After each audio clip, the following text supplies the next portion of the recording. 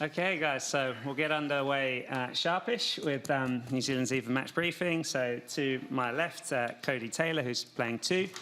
To his left, Greg Feek, scrum coach. And to his left, Ofa Tungafasi, who's wearing the number 1 jersey. So if we could take the first question here in the middle, please.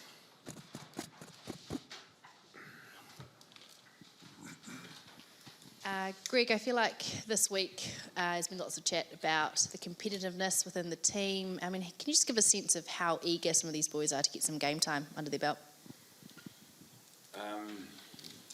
Yeah, so we do at trainings, we do at the end we do some skill blocks, and the boys do some work-ons that they feel like they need to improve on, and in that there's even the focus, the intensity in some of those drills shows the fact that they are really trying to get that little bit extra to prove themselves, you know. And the good thing about that is we've got that competitiveness, but I've also got those guys that are competing for spots, actually helping each other do it, you know. And I think that's where, you know, in all the teams I've been in, when you see the boys working together like that, wanting each other to get better, you know, proves a good sort of, I suppose, where we sit with everything. So that gets me excited, the boys get excited, and we know that whoever gets the jersey is going to do the business. Ian Foster says that you've got to have that balance between paying attention to this week but also having an eye towards the future. I mean, what are you looking for this week that will give you what you need in terms to feel good about the future? I suppose from last week, the standard that we set around a number of our areas, keeping some continuity with that is first and foremost, and that in itself will give the boys confidence. It will cement a few things so that we can get some real rhythm going. Hey Cody. Ian spoke yesterday about the importance of cultivating an edge. He talked about how sometimes that comes from the opposition, sometimes that's situational. You know, when you play a team, you're expected to win. How do you go about trying to cultivate the same edge, you know, as like the opening game against France or something like that? I think a lot of the language we've used this week is around individual preparation and mindset, getting yourself right. I think, you know, you're not wrong in saying that when you're playing, I suppose, proposed big games, there's a bit of edge straight away because of how tough they are. But in saying that, you know, we've previewed Uruguay, and they're a really confident team. The way their captain speaks, they have a lot of belief, which is awesome to see. I think you know, they back themselves, and we've prepared accordingly. And like Fiki said, there's again been awesome edge at training this week to make sure we perform. I think, you know, on the back of last week, that's all we want to do is front up and get the little things right. And Ofa, obviously the set piece was exceptional last week. I think you guys won 6 scrums against Italy. How do you go about trying to maintain that or get close to that level?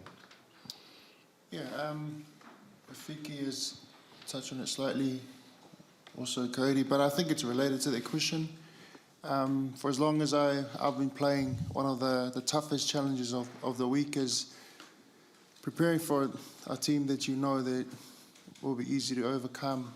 And when that happens, you tend to leave stones unturned. You know, you take it easy on some areas, but for as long as I've been in this environment, it's about our standards.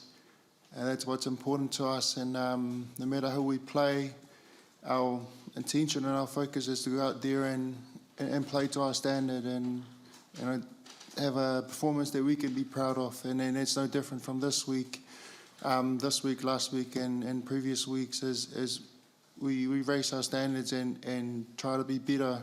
Doesn't matter who we play. And obviously that's an area that we've been working on, and it's great to see that it's heading towards the right directions, and we're going to use this week wisely as well to prepare for whatever happens in the future. As Vicky said, we've had a good week training. It's always competitive at training, and we have good people that in our circle that are willing to help. Doesn't matter who's got the opportunity to go out there and represent us. We all all help out and make each other better, I suppose. Thank you. I have the next one at the front and the second one at the back. I will ask in Spanish, so if you can Yeah. get So the if you just translation. put one earphone in. Yeah. A cualquiera de los tres que quiera responder, una pelea, un argumento que han tenido los equipos Tier 2, Tier 2 en este torneo ha sido reclamar más competencia como esta, con equipos de primer nivel mundial. ¿Qué opinan ustedes sobre su competencia, sobre la posibilidad de tener este tipo de partidos, ya sea contra Uruguay, contra Portugal, contra Rumania, fuera de la Copa del Mundo? ¿Qué es lo que están reclamando esos equipos, poder jugar durante el periodo entre Copas del Mundo para no enfrentarse de pronto al nivel de competencia directamente en el Mundial? Muchas gracias.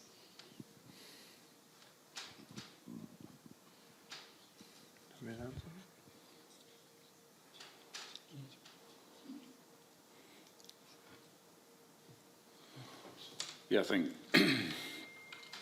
that it's great that Tier 2 teams want to play Tier 1. You know, I think 10 years ago there might have been a bit of fear of doing that, or they weren't prepared for it. But I think now that there's actually the want, I think it's exciting for rugby. I think, you know, as a game, how far we can take the game, who knows, on a global level.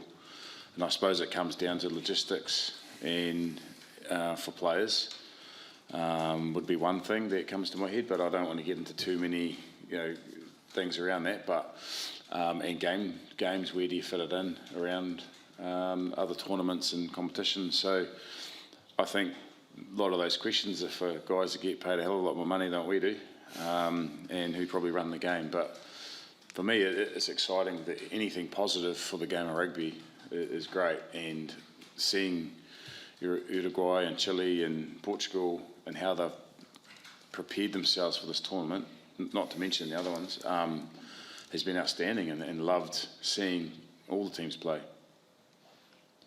Thanks, Greg. At the back there. Hey, Greg, when it came to the reviewing Uruguay ahead of this match, how much time did you spend on looking at that game that they played against France earlier, where we, saw them actually push France for a decent part of that game?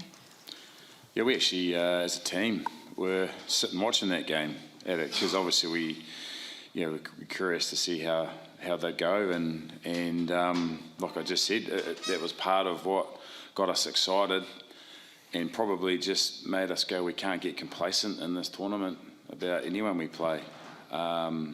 So we looked at that. We saw, he talked about it the other day, about how many turnovers they get in breakdowns, how physical they were, and even some of their backs, quite electric too. So, we've done our homework. We have to. And the beauty about this tournament is we've been able to watch a few games coming into this one. Thanks, yeah. One for Cody. Since the opening game against France, Cody, does it feel like to you this team has been able to take some shifts, go up some levels? We've had only 2 games to see for ourselves, but obviously you've had all the training sessions and so forth. Are you confident that you've been able to go up the required levels and are ready, I guess, to enter the business end of this competition? Simple answer, yes. I think we've had after France, we reviewed that game. There were opportunities. We did let ourselves down at times in that game, and I think since then, we've had, the 2 games. We had that bye week, and we really looked at ourselves and what areas we can be better at. Just the way that teams have been playing. Just little things within our game, I think, is working on that has really helped us. I think after last week, you know, that we're not going to get another game like that in terms of score. We prepared really well for Italy, and the boys were right on. I think leading into the back end of this competition, it's obvious playoff footy's not going to be like that. But I'm confident to say that we're trending in the right direction, and there's good things in our game that we're working on to be able to front up. All going well, we get a chance. And just for you, Offa, we've all enjoyed watching you play a lot of rugby at this World Cup, especially with Ethan being suspended. You've had a reasonable workload. How are you feeling, and how are you feeling about your game? Is it where you want to be, or do you feel you've still got another level to go to individually? Yeah, obviously not the circumstances for Ethan, but yeah, I've taken my opportunities of two hands, and yeah, I'm happy with where I am at the moment, but there's always another level to reach, and there's always things to improve. And yeah, I've had a good week preparing for this game, and yeah, looking forward to tomorrow night.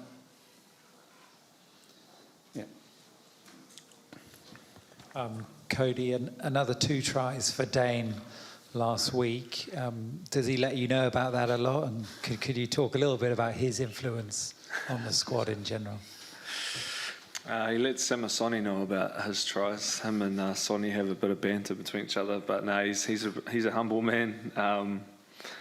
Yeah, he come on and scored a couple, which is awesome to see.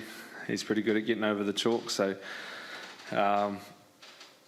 his influence, his leadership, his standards that he demands and drives in the team is like world class. It's exactly what we need. We talk about All Black standards, and he's a man that lives them. So, you know, his role is vital for this team, and I think he's really put his hand up. He's been performing well, which means there's great competition in the hooker role. So it's always good to see what he calls an old bugger going well at his age. Thank you. And I know you don't want to get any further ahead than this match, but with Ireland playing Scotland on Saturday, is it a team, Ireland, that you've just started to, Ian was saying, you know, you've got one eye on making sure you're ready for the next stage. Is it something you've started to think about in moments on your own? Oh, you have brief moments where you think about a quarter-final and what that might look like, but